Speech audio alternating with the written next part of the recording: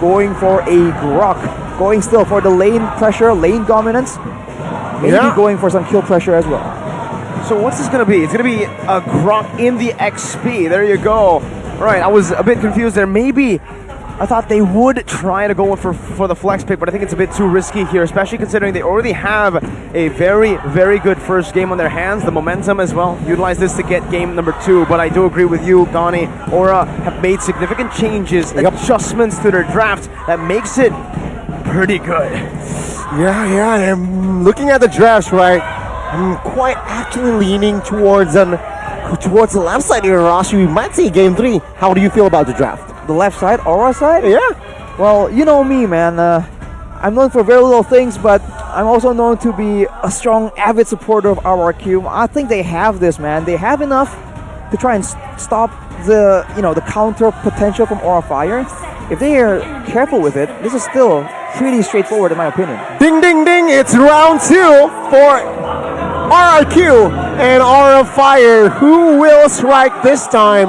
Will it be Aura equalizing, or will it be RRQ clean sweeping Aura Fire in our second match of the day? If it does happen, that means RRQ will get the first ever clean sweep in MPL ID Season 12. That's right, ladies and gentlemen. Still, every game has gone all full games, showing you exactly how competitive MPL Indonesia Season 12 is. Well, it's almost a flicker party here, Arashi. 4 flickers for the left side, 3 flickers only for the right side. What do you think about the spells and emblems talents, perhaps? I think for RRQ, you can very safely assume that they're trying to go fast. Look at all the agilities. 4 agilities picked up on the emblem department, and they have so sprint, and that's Naomi getting caught out. But fortunately, early on in the game, he won't be taken out. But if that repeats later with ultimates in play, that could be very risky. Yeah, good hook there. Now both roamers showing their muscles here in that bot side. But it seems like, again, item-wise, nothing too crazy. Oh, Clay might be caught. Oh yeah, he used the flicker here early. Good flicker out. That could have been a pick-off here for Van. But again, it's just Van utilizing the utility jungler now. Now that it's equal level, or equal standings, I would say, for the fighter and the tank in the jungle, Van is finding a lot more success. A good iron hook now. Good cancel as well. Wow, very good interaction there. It was just a disengage iron hook. Barely see that, but Aura Fire understands what their combinations can do. I mean, Kabuki got the gold crab as well, right, in that bot side, which just adds more pressure towards RRQ, lacking in that composition because that jungle camp earlier, Van won it, and now look at the rotation. Van is already in the turtle. Meanwhile, Baksha here is slightly behind.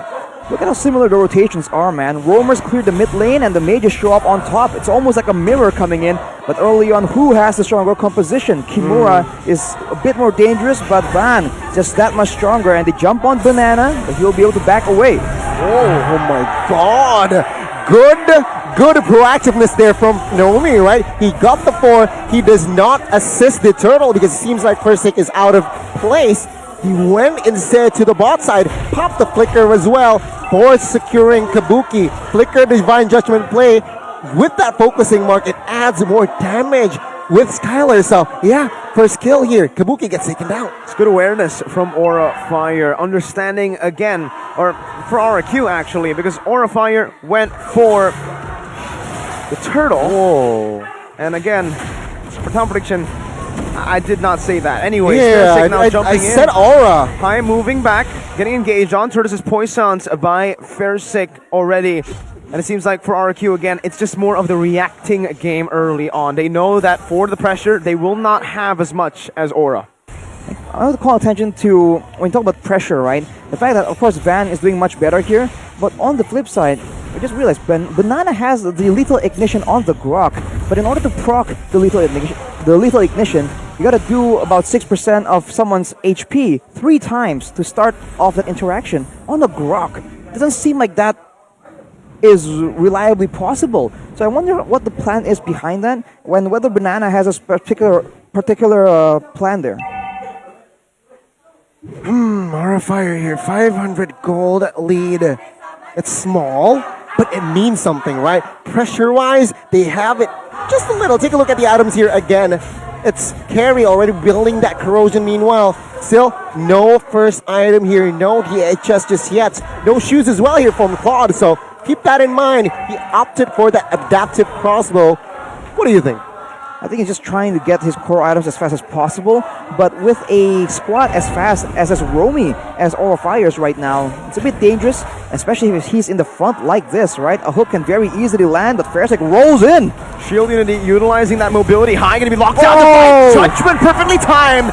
Right with a flicker. Naomi gonna get engaged on damage down from the poke, coming in for the feather airstrike. Van versus Farsec. Oh, it's Farsec! One level down, no problem! Goodness me. What a play again, right, from Farsec.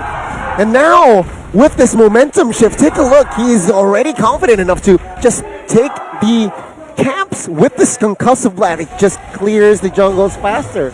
Oof, man. To all the doubters on Farsec Retribution, man, he is doing well against Van. One of the better Retributions in the MPL right now. Skylar here almost missing out on the gold, but moving in range at the final second. You can see Aura Fire still has more control around the map, and in the XP lane, there's already some cutting going on by both EXP laners, but it's a bit more dangerous for Banana. There's a roaming squad that can possibly just come in and ambush him in the jungle. Look at the awareness though, even Clay here, just understanding that there might be a threat in the bottom side, very well informed, and he just plays super safe, understands there's no one on the map, and there's something fishy going on. Aura Fire, now they're looking desperate, going back and forth, but unable to find anything.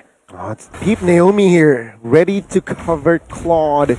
Oh, it's an all-in. Let's see.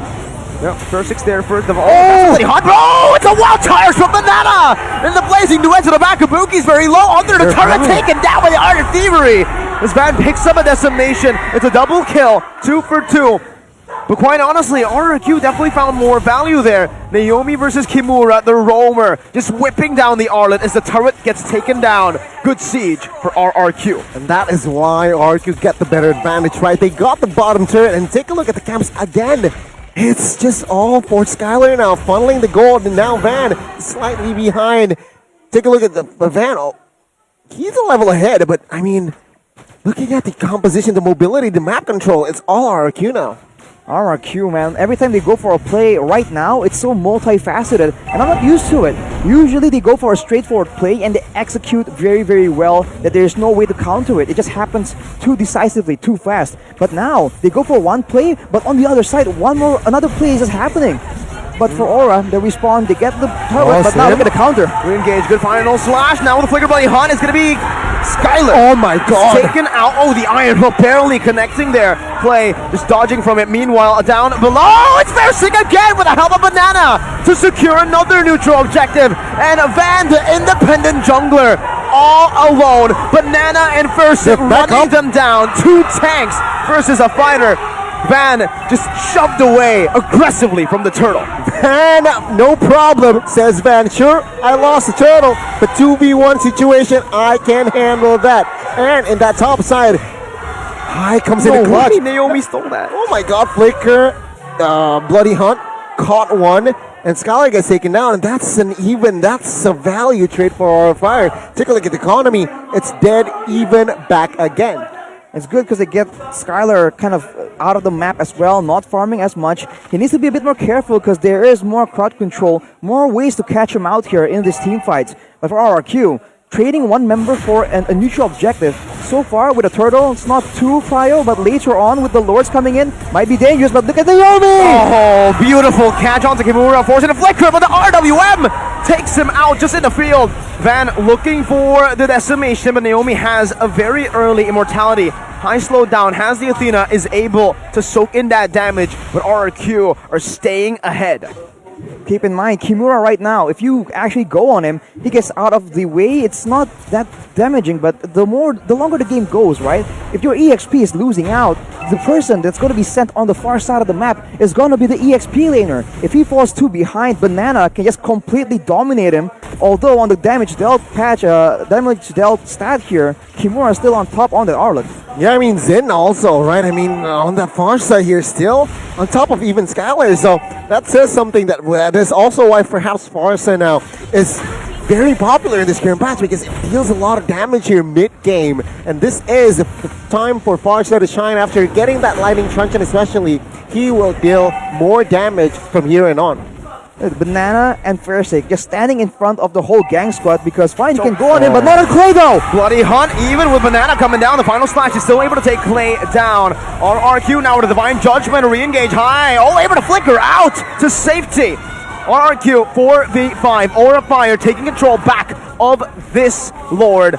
And look at the levels, how does Van have a level lead over Farsik, who got 2 turtles? Such a Chad move from High there. With 5v4 now, they have a Man of Legend. He caught! Immortality gone, blazing away from Skylar into the back right now, but it's gonna go again! Damage!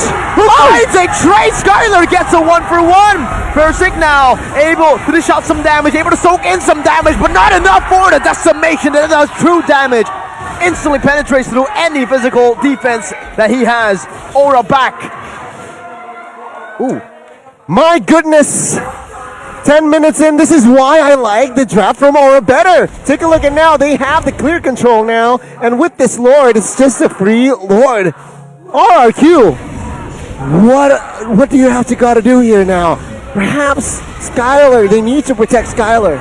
It's a bit of a setback right there. I mean, it all began with a beautiful hook from High. This is why the pick-off potential from DeFranco is just so much more scary, so much more important and lethal compared to the Kaja. For now though, it seems like RRQ, they were just so desperate to contest that Lord with everything they got, but they're going into it with a member disadvantage without their AoE, their long-range utility. Now it's back to the drawing board. It's a 2k gold lead for Aura Fire. I think RRQ can still definitely come back from this, but they need to be a bit more careful and they have to know when to cut their losses.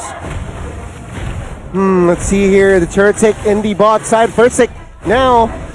It's very hard for Baksha now to somehow cause an impact, right?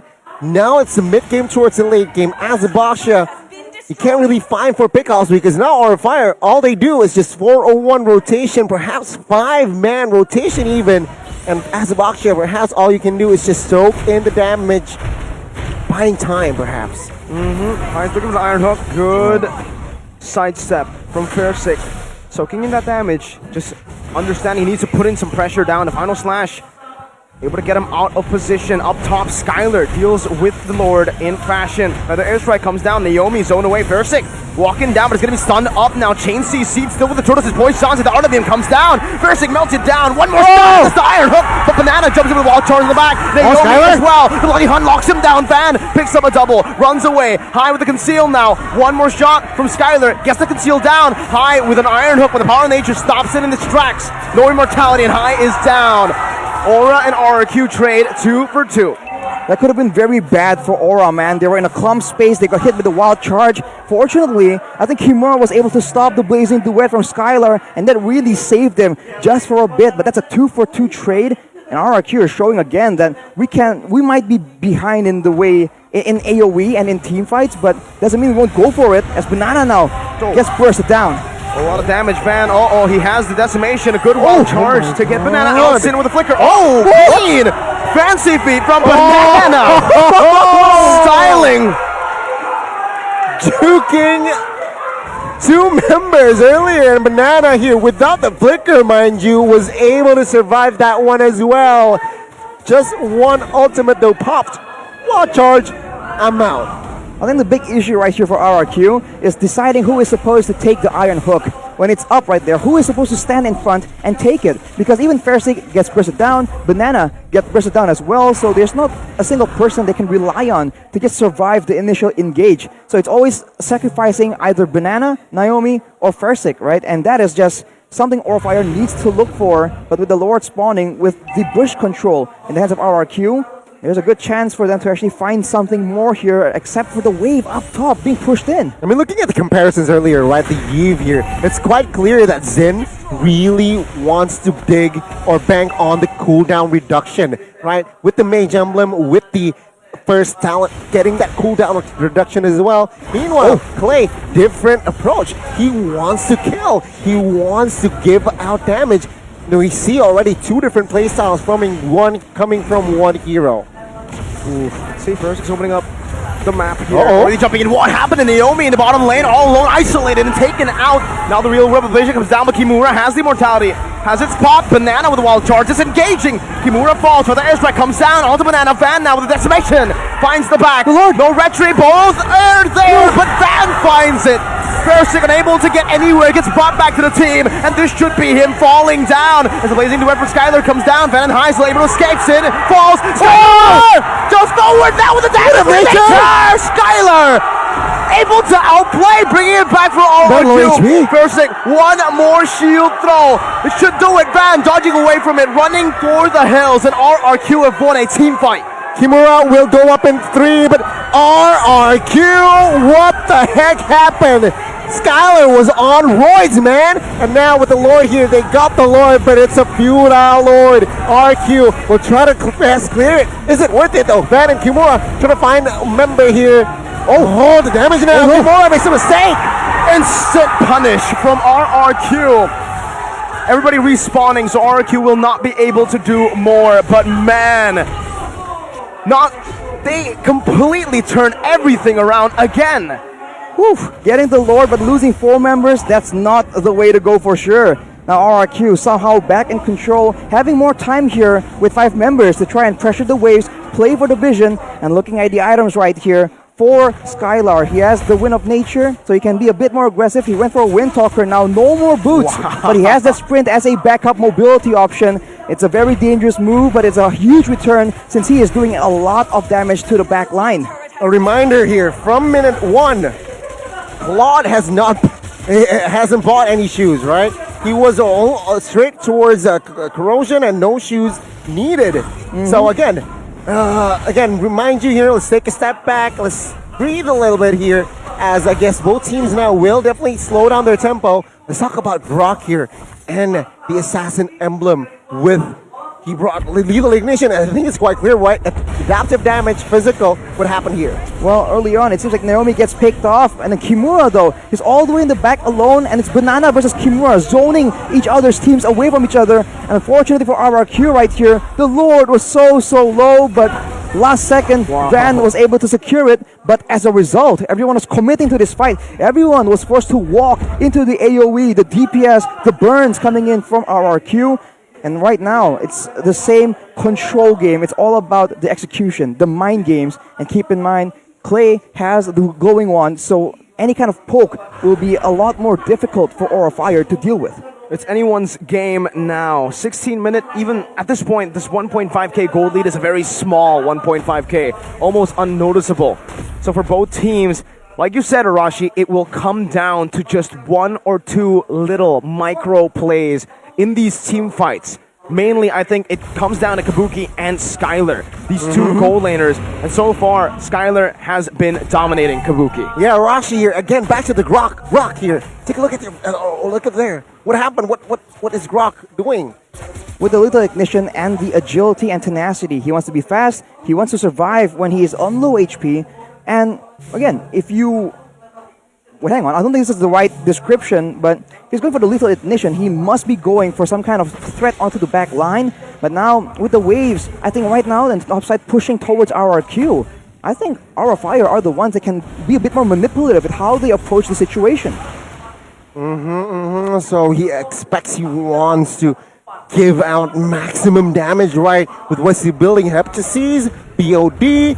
Add to that, the lethal ignitions also adds more physical attributes, right? Adaptive attributes. So let's see here with the Lord Dance, 18 minutes in. It's a devolved Lord, but the suppression comes through. Divine Judgment onto high, still able to flicker out.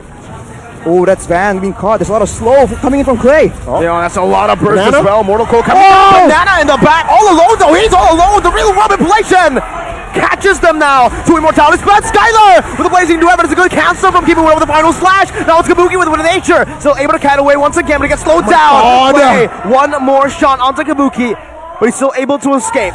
XP for Rome. Aura Fire can reset. RRQ cannot burst the Evolve Lord fast enough.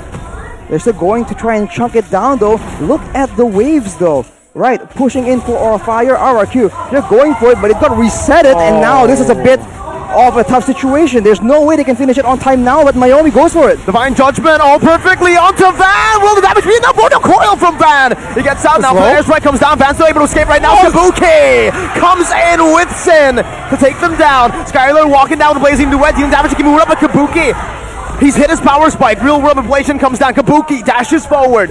Skylar, Clay, Sin, Kabuki. The duos from both of these teams fighting for the Lord. Whew. Goodness me. The crowd love it. The casters love it. Loves it. And now it's an even game again. Minute 19. 15 to 14. Ooh, Aura's going for it though. 4v3. Yeah, they have an extra member. Why not? They can go in. I don't think RRQ are trying to contest it. They lost their top lane base turret due to the waves building up for side of Aura Fire. And now Skylar is being hunted down by High. Can he escape? He will be able to. And now, macro-wise, Aura Fire has a bit of an edge. They have the Lord as well. RRQ, they need to try and do something surprising here. They really need to stabilize here. Perhaps with this Lord here. Remember, it's an evolved Lord, ladies and gentlemen. They might take it here. Remember, the high ground for the side of Aura Fire. Siege potential is there. Remember when I said Kabuki versus Skylar? These two gold laners are at the center for both these teams if they want to win. Kabuki has had a pretty bad game early to late, but now that the late game has come, the power spike has finally hit for him. He can dictate these fights. He actually has a better time than the Claude in these skirmishes. There's a high ground clearing coming in from Clay though, and I think right now Skylar's kind of regretting not getting the Purify, because every time he's going in with the Blazing Duet, it has always been cancelled. High now is just walking around, threatening for the hook, and they're grouping around the bottom side because the Lord will take care of the top side. That's the second base turret down, taken away by Aura Fire. They might just go for all in here. They can't burst the Lord fast enough, so this is going to be another free base turret, 3 base turrets to nothing. RRQ have lost in this trade, and it's a massive loss for them. 3 waves now completely pushing when RRQ already has a bit of a problem entering the neutral objective zones. 21 minutes in. Still no conclusion, ladies and gentlemen, for the second game. Item-wise here, a lot of changes already, but what stands out? What stands out, I think, is, of course, the main items from these gold laners, right? There's an Immortal in the hands of Kabuki. That needs to be a factor thought about by the members of RRQ. And for Skylar, he's just going all in, trying to do that damage. But now, if you look at Clay, he has the Holy Crystal as well. So he's all inning, trying to do more damage, and he doesn't build any penetration because his intention is to be able to zone away the back line more so than the front liners. But here's an instant replay from how that fight just went so south for RRQ. Fairsick was unable to secure the kill on Van, and everyone, again, they just keep going in because they feel like they can't cut their losses, right? They have to go all in and salvage the situation. This is a signature, I don't know, a signature habit of RRQ. If they start losing, right, they feel like, no, we can make this work somehow. And it just hasn't been paying out. I mean, furthermore, right, this is why I personally like that carry pick, right? The true damage is so evident in that fight, where it's a late game, you have the damage, and when you have free positioning like so, it's very clear that even a Baksha cannot soak in your damage there. And again, Kabuki was just good positioning, good timing there in that fight. Again, if they were able to replicate low-key that fight, RQ, I'm sorry, Rashi, again, we might see game 3 first. It needs to be careful. Oh, High didn't go for the Bloody Hunt, and that might cost him his life. Now real world inflation comes down. High flickering out, but only to the immobility field. Skylar is able to gut him down. No immortality. Banana waiting for a moment to use that wild charge, but he's not able to find it. Back to the topic, though. I agree with you. Kabuki on the carry. Very, very risky pick. It's a very risky pick. But when you get to the late game, when you get to those power spike, it is the best pick in this condition. Clears Lord fast. When you attack or even... Oh, Fairsick jumps in. They can clear heroes fast too, and right now Fairsick is feeling it now. It's an all-in Kabuki. Now in the back, going to be engaged on right now. That's the immortality pot. Does he buy the winner? Finds the Divine Judgment. Skylar in the back. Winner Truncheon bot. Immortality as well. Sin is right there, but Naomi wants to get one final hit. A good final slash to disengage, and RR kill Clay. Amazing real-world manipulation right on the edge to find Sin. Now 2 members down, the 2 most important members. It's now everyone from Aura crumble one by one. Only Kimura and Van left to defend. Are they going to go for the end here? It is possible. They have one single wave. It can be cleared out. They're trying to go for it with 4 members with the gold laner still available. There's a lot of damage being poured onto the turret. 2v4. Flicker Divine Judgment once again.